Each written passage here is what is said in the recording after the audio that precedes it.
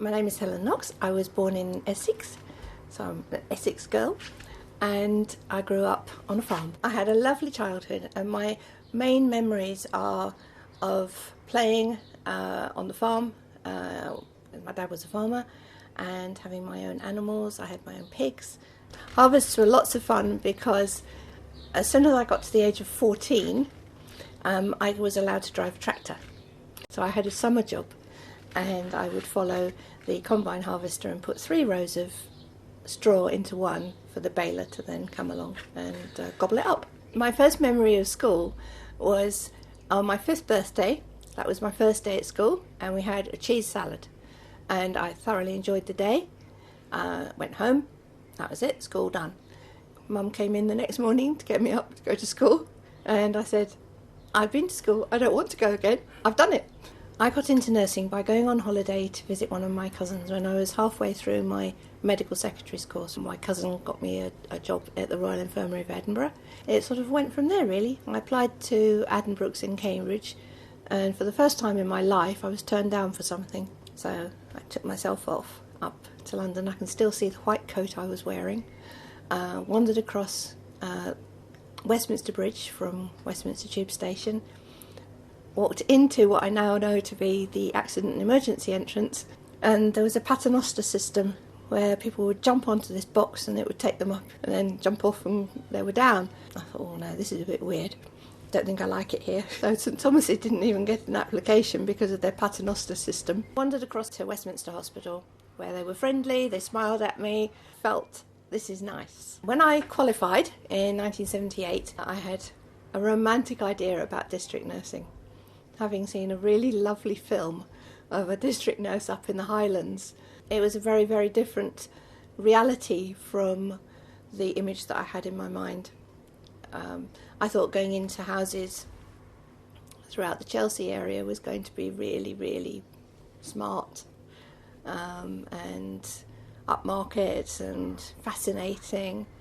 It was in another way because we'd go into some places where you would stick to the floor, where it would smell. It was enjoyable and people needed help. And then I was at a nurses' meeting one day and the manager asked for someone who would help her on an occasional basis to go and deliver sex education to juveniles on remand. Eventually I worked in 4 men's prisons as well as doing clinics all around West and North West London, so it'd be roughly 7 family planning clinics a week and 2 to 3 prisons. My view of outreach was very different from how people talk about it today. My view is to reach the unreachables, so I would think of where are we not reaching people who are obviously not coming to clinic. My targets were really like homeless hostels, drop-ins, drop-out places, refugee centres, job clubs. HIV was a big problem, and at that time 1 in 262 pregnant women were HIV positive in that area. So I made posters and asked places if I can come in and put my posters up, and then I'd get to know them and use the angle of would they like condoms, could I have access to their residents or their users.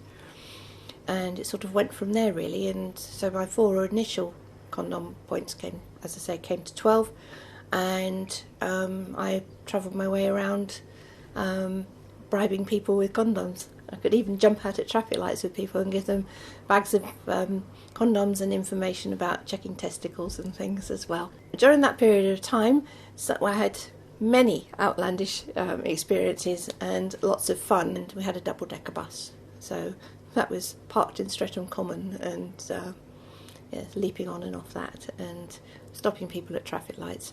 A lot of it was just general education, health promotion, and also teaching from a different perspective, because at school most people are not taught the ins and outs of female reproductive system in the same way as we were taught during our basic family planning course. I clearly remember going home after a particular series of lectures and saying to my mum, why did you never tell me about fertile mucus when we were studying the menstrual cycle? She said, what are you talking about? So I explained it to her and she said, well, it's very simple, I never told you because my mother never told me. So that resonated for years. well, still does, because if you're not taught, if you're not taught it, how are you expected to pass on that information? So I was targeting by then more adults. I did go into schools and do sessions, but my view was more, let's go to the people who are going to be passing that information along. I was given a completely free hand, but I had a sort of a no fear attitude, because I knew what I was trying to do, and I wasn't out to harm anybody. I was only out to help people, and people could tell.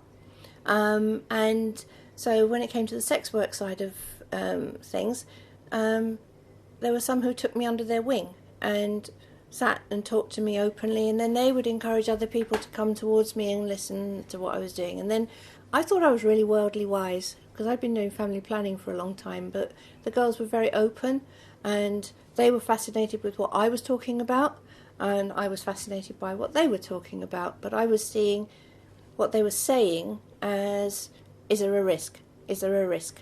How can I help them? When I started working in the prisons, I didn't know who I was meeting. And the very first day when I went in with with my manager at the time, she actually went around the table asking them what they were in for. And two of the lads, who looked as if butter wouldn't melt in their mouths, armed robbery, miss. And then it got to another guy, and he said, murder, miss. And I'm sitting there thinking, what have I said yes to? It was absolutely fascinating. There was only one time where I had a little bit of crossover, because I used to work in northwest London, and I had a patient come in, and she said that her boyfriend was in prison, but she was actually pregnant, not by him. And I said, oh, now you've just told me that, I have to tell you something, because which prison is he in? And she told me. I said, well, I actually work there sometimes, so if you see me, I won't say hello. Please don't think I'm being rude, and don't acknowledge me, because I have no reason to know you. One of my websites is called willyworries.com, and I started it way back in 2001, I think. And it occurred organically, because people were sending pictures of their problem willies through the news group that we had, the cyber clinics. And in that I had a GP, and I had another nurse who was in the army helping me, and so it grew from there. Well, people just offered to send me the pictures of their willies, flaccid, erect, side on, front on, and owner's view. I've got a much smaller vulva gallery, and because people are curious, they want to know if they're normal. Everybody will wonder if they're normal. They've got no one to compare themselves with. Right, the idea of the website is to help people to realise that they are normal. Everyone is different. We've all got the same anatomy, but it comes in different shapes and sizes, just like we've all got a different face. My trips to the Caribbean started by going on holiday.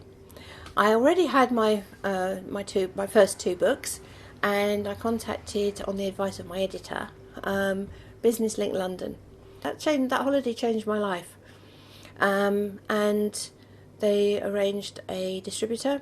So I went back a few months later, and I was writing materials for a training programme.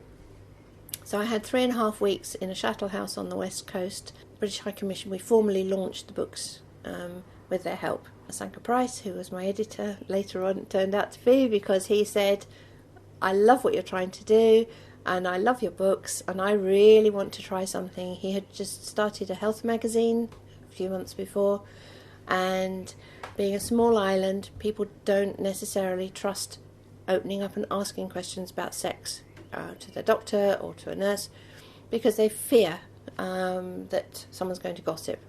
We started this particular column. It's like an agony aunt column, where I'm answering questions relating to contraception and sexual health. I'm still doing it many, many years later. My entree to TV and radio was back in the December of 1995. I'd launched the first book, Sexplained, The Uncensored Guide to Sexual Health, which was about STIs and genital conditions, with colour pictures in.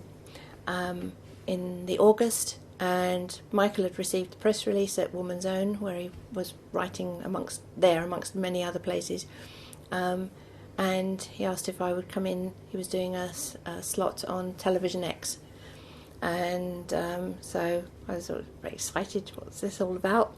Got there and found out it was a porn channel. Okay, right. The taxi came for me. It was a foggy day. It was a Sunday, and I was going to do one interview, and I ended up doing 4 because I had my teaching kit with me, and we were sitting having pizza at lunchtime, and the producer said, "This is all really fascinating. Can you stay a bit longer? Can we do more?" Have I ever been embarrassed by this work? I have to say yes, once. When I'd written my second book, my mum wasn't able to see too well by then, and I lay on her bed and read the book, and I thought, do I leave this bit out or do I read it? I've got to talk about orgasm and wet dreams. Wet dreams was easy enough, but orgasm, to my mum, how do I do it?